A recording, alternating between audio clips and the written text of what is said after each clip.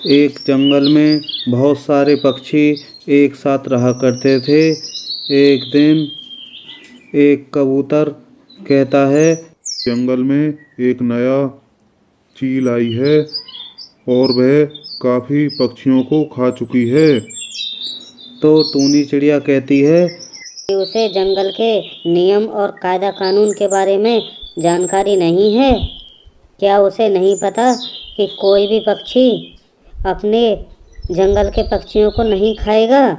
मैं आज ही जंगल के राजा के पास जाती हूँ और उस चील की शिकायत करती हूँ। टूनी चिड़िया जंगल के राजा बाज के पास जाती है और बाज से कहती है, महाराज, हमारे जंगल में एक चील है और वह हमारे पक्षियों को रोज खा रही है।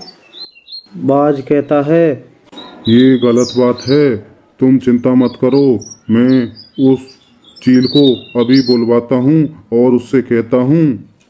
बाज के पास चील आती है और बाज चील से कहता है, आज के बाद तुम किसी भी जंगल के पक्षी को नहीं खाओगे, वरना इस जंगल से बाहर निकाल दिए जाओगे। वह चील कहती है, ठीक है महाराज, जो आप चाहें ऐसा ही होगा, आगे से मैं इस बात का ध्यान रखूंगी। और वह चील वहाँ से जाके कहती है, हाँ, मैं तो बड़ी इस जंगल के राजा की बात मानूंगी। मैं तो ऐसे ही रोज किसी न किसी जंगल के पक्षी को खाऊंगी और जिस पे मेरा जो उखड़े उखाड़ ले। मैं अब किसी न किसी पक्षी को खाने जा रही हूँ। चील की इस बात को छुपकर एक तोता सुन रहा होता है और वह तोता जल्दी से जाता है और जहाँ पे सभी पक्षी बात कर रहे होते हैं वहाँ पर पहुँच जाता है और वहाँ जाकर बताता है, मैं अभी चील की बातें सुनकर आया हूँ। वह किसी न किसी जानवर को मार के खाएगा। वह कह रहा था कि मैं किसी भी जानवर को नहीं छोड़ूंगा। तो टूनी चिड़िया कहती है, मेरे पास एक प्लान है। कबूतर कहता है, जल्दी से बताओ क्या प्लान है। मेरा कहना है, जब भी हम दाना लेने के लिए बाहर जाएं तो अपने बच्चों को अंदर घर में बंद करके जाएं और हम एक अपनी आवाज़ जब देंगे तभी हमारे बच्चे केवाड़ खोलेंगे, अन्यथा वह घर पे बंद रहेंगे और किसी के लिए कबाड़ नहीं खोलेंगे। इसी बात को घर के ऊपर बैठ के चील सुन रही होती है और वह कहती है, मैं भी देखती हूँ कि तुम मुझसे अपने बच्चों को कैसे बचाओगे। मैं तुम्हारे बच्चों को एक एक करके सभी को खा जाऊंगी और तुम लोग मेरा कुछ नहीं बिगाड़ सकते। अब मैं कौवा के पास जाती हूँ। और वह चील कौवा के पास जाती है और कौवा से कहती है, मैं मेरा एक काम करना पड़ेगा। कौवा कहता है, चिंता मत करो, तुम मेरी दोस्त हो, बताओ मैं तुम्हारे लिए क्या काम कर सकता हूँ। चील कहती है, मैं तुम्हारे पास जंगल के सभी पक्षियों की आवाज़ निकालने का हुनर है, क्या तुम मेरा एक काम करोगे? कौवा कहता है, हाँ बिल्कुल। तो चलो, मेरे लिए पक्षियों की आवाज़ निकाल के दिखाना। कौवा उसकी बात मान जाता है और चील के साथ चल देता है। चील कहती है कौवा से, तुम कबूतर की आवाज़ निकाल के दिखाओ। कौवा कहता है, इसमें कौन सी बड़ी बात है, मैं अभी आवाज़ निकाल के दिखाता हूँ। कौवा कबूतर की आवाज़ में ज़ोर ज़ोर से बोलता है तो घर का गेट खोल के उसका बच्चा बाहर आता है और चील उसे अपने बैग में बंद कर लेता है और कौवा से कहता है, चलो दूसरे घर चलते हैं।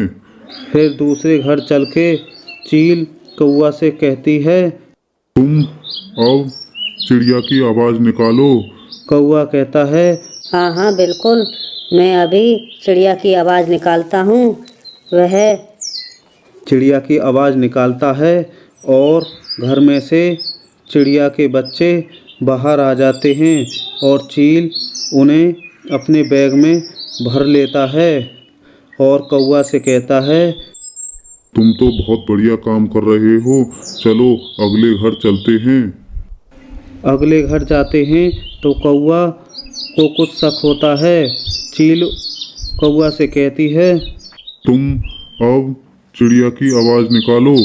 तो कौवा कहता है कि अरे मैं काफ़ी कोशिश कर रहा हूँ लेकिन मुझसे चिड़िया की आवाज़ नहीं निकल रही है।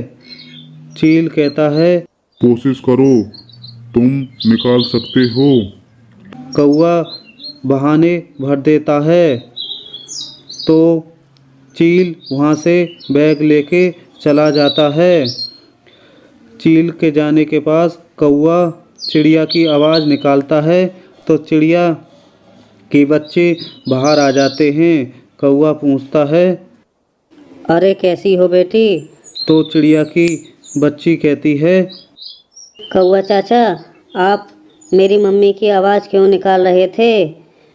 मेरी मम्मी ने कहा था जब भी मैं आवाज़ दूं तो ही गेट खोलना, वरना किसी के लिए मत खोलना। हमारे यहाँ पर एक चील घूम रही है, वह सारे बच्चों को खा जाएगी। कौवा के सारी बात समझ में आ जाती है।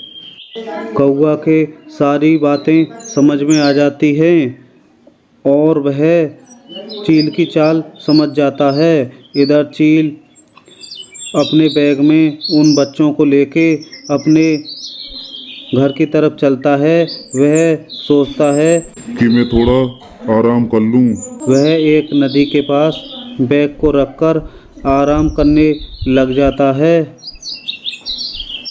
इधर कौवा उन बच्चों को छुड़ाने के लिए चील का पीछा करते हुए जाता है और जब चील आराम कर रहा होता है तो कौवा उसके पास आता है और उस बैग के पास जाता है और उस बैग में से उन बच्चों को बाहर निकाल लेता है और एक सुरक्षित स्थान पर चील की निगाह से बचाकर ले जाता है और उस बैग में अनानास लाके भरने शुरू कर देता है और उस बैग का अनानासों के कारण वज़न काफ़ी बढ़ जाता है।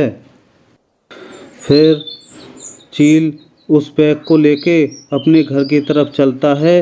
बैग में ज़्यादा वज़न होने के कारण वह उस नदी में डूब के मर जाता है। सभी बच्चे पूरी बात अपने घर वालों को आके बताते हैं। चील हमारे कौवा चाचा के कारण मारा गया।